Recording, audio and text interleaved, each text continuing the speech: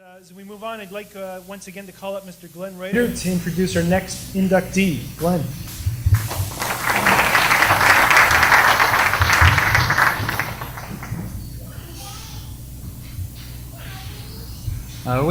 We are all educators.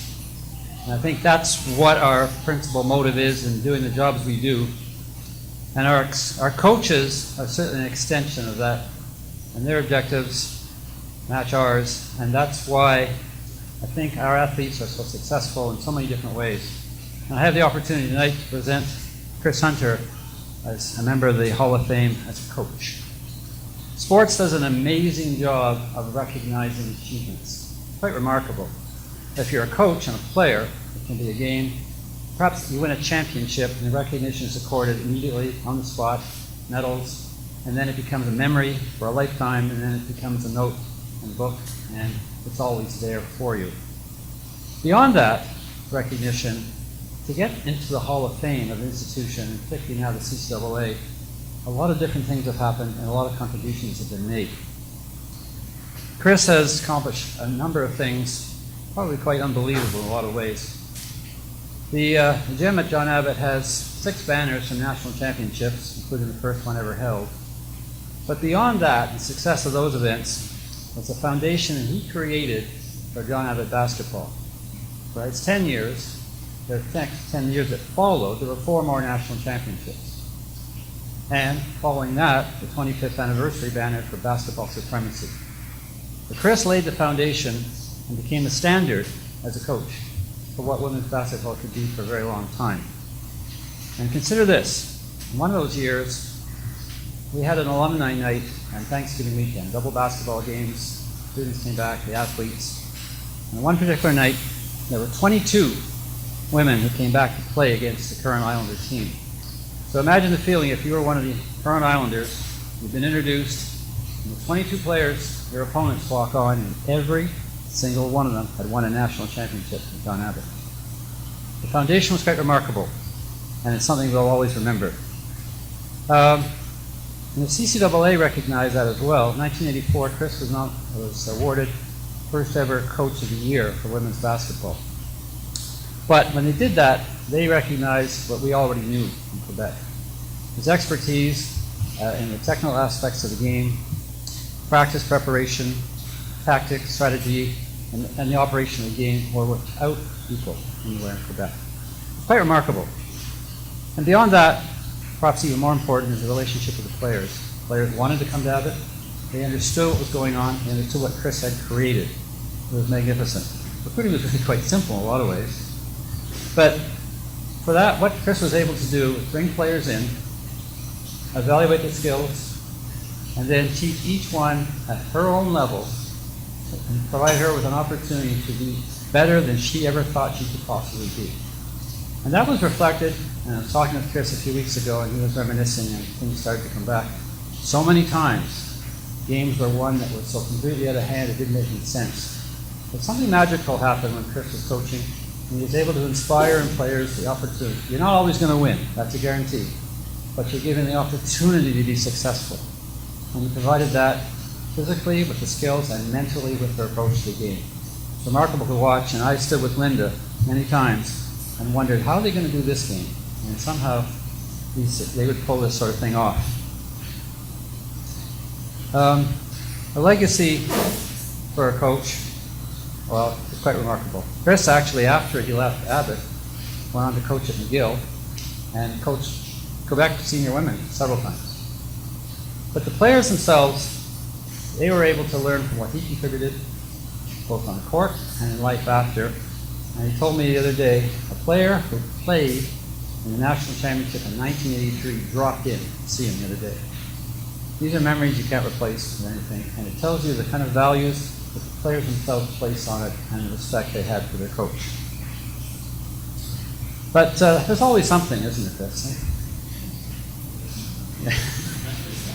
No, Chris is remarkable for his decorum, respect for officials, the whole bit.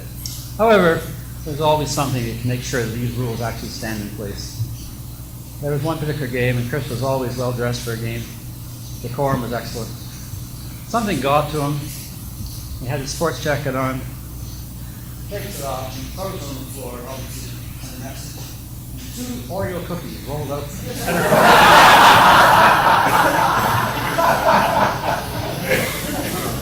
Total impact on the official, 0.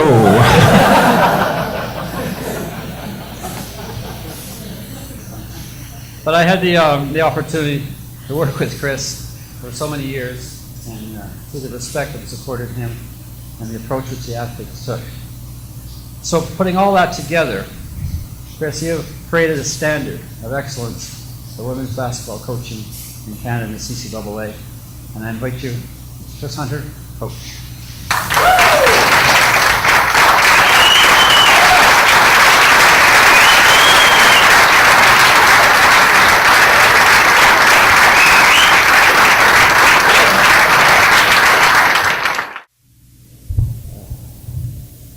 Distinguished guests, I'd like to say thank you to Glenn for that presentation. He's been with me through much of my years involved with CCAA. Until tonight, many people would say my claim to fame has been being married to Elle McPherson. For the many of you who know Linda, you would know what kind of a fun adventure that has been. I'd like to take this opportunity to thank George Wall, John Abbott College. George was an early member of the CCAA National Executive and the athletic director at John Abbott, who gave me the opportunity to work and coach at John Abbott. Also to Gord Simpson and to Glenn as ADs and the great support that they gave me. I'd also like to thank 6 coaches who worked with me over the 10 years that I was at John Abbott. I hope that they would enjoy some of the accolades that have been bestowed on me tonight. Ann Burley, Linda McPherson, Steve Shaw, Gail Stanworth, Debbie Harmony, and Susan Hyland. So very fortunate to have these people on my staff, 2 of them who are here tonight. I'd like to thank Steve Shaw also for helping in the nomination, I believe, to make this happen this evening. I'd like to say to all the players that I had the privilege of coaching, thank you for your dedication and commitment to John Abbott Islander basketball.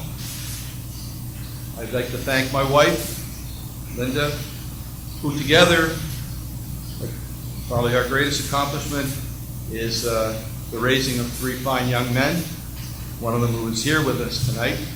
I need a shout out to Big Kahuna, who has allowed my son Tim, who works with John and the gang at Big Kahuna in Burlington, to allow him to be here tonight. So I'd like to say thank you, Tim and John.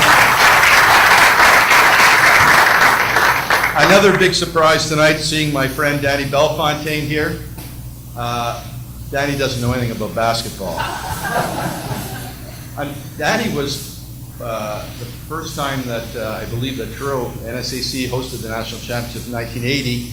Danny was in the Maritimes. He lived in Montreal at the time and was in the Maritimes working, and just happened to show up at NSAC for the banquet or whatever the night before the tournament. People were asking him questions about John Abbott basketball, what they were going to, what kind of strategies we were going to use. And he was talking something about, I don't know, 2-3-2 defense, something like that. He has no idea, but people were asking him questions, and he was certainly happy to give an answer to them.